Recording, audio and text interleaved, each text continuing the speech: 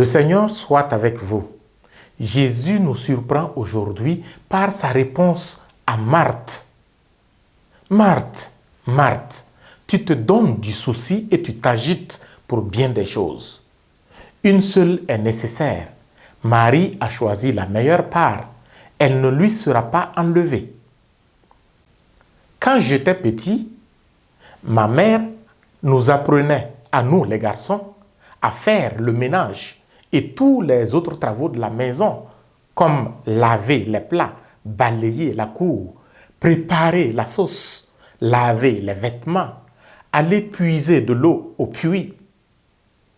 Et mes sœurs, comme nous, les garçons, détachaient aussi l'âne et les chèvres pour aller les attacher dans la clairière.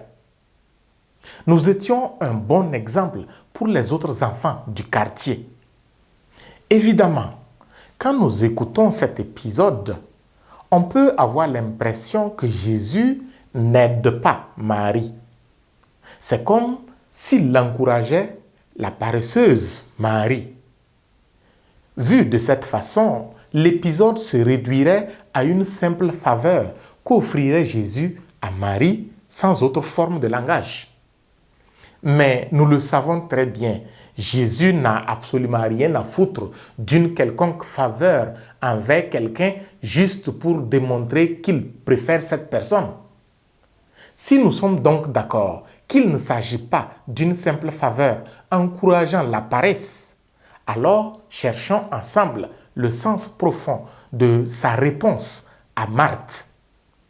Pour ce faire, je nous invite à étudier la première lecture.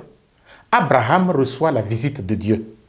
Il court dans tous les sens pour l'accueil, la farine, le veau gras, le lait, le fromage, etc. Pour le récompenser, le Seigneur lui demande où est Sarah, sa femme. À elle, qui n'était pourtant pas le premier acteur, Dieu donne la promesse qu'elle concevra et enfantera un fils. Abraham pouvait-il en être jaloux? Non. Marthe fait comme Abraham. Et comme dans la rencontre d'Abraham avec le Seigneur, ce sera non pas à Marthe que sera faite la promesse de la récompense, mais à Marie. Marthe devrait donc s'en réjouir. La question qui reste posée est celle-ci. La meilleure part de Marie, c'est quoi exactement? Et c'est là que tant d'encre a coulé et continue de couler. Et si l'expression « au pied de Jésus » voulait signifier que Marie, et à travers elle les femmes, peuvent succéder à Jésus? Je vous laisse méditer. Et si l'inquiétude de Marthe devant cette formation que Jésus donne à Marie l'intriguait? Pour Marthe, ce rôle n'est pas pour les femmes. Leur place est à la cuisine. Pourtant, Jésus ne passe pas par 4 chemins. Il dit, Marie a choisi la meilleure part qui ne lui sera pas enlevée. Un scientifique a dit ceci. Pourtant, elle tourne en parlant de la Terre qui tourne autour du Soleil. Moi aussi, je vous titille.